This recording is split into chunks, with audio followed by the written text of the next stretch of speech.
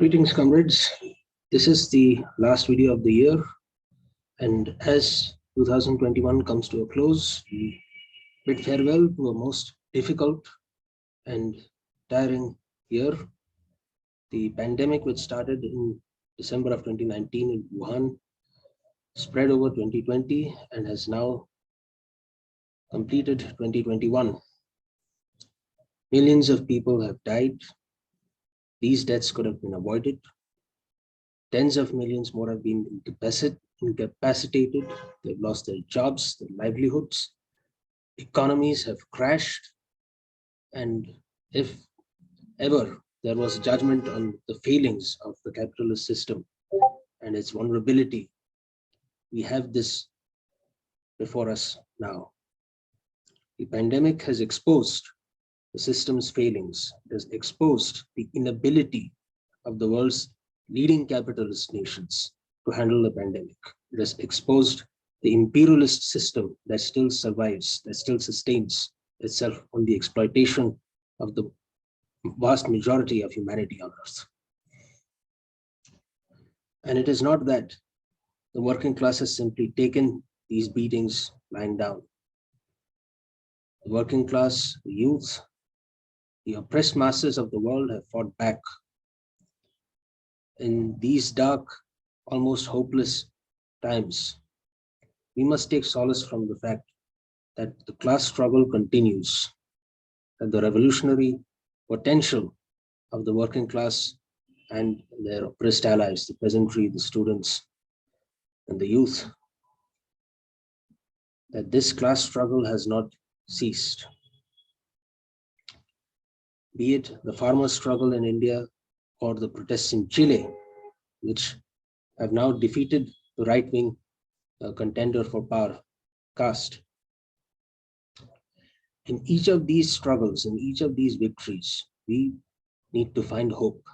Hope that capitalism can be brought to an end, that humanity will not perish under its yoke. The climate summit ended in a failure. I consider it a failure. There was nothing concrete as to be expected. At the end of it, India and China sabotaged any possibility of going against coal and fossil fuels. We are staring at oblivion, at the possibility of mass extinction of the species, not simply the destruction of individual economies, not simply the change of particular environments or regions.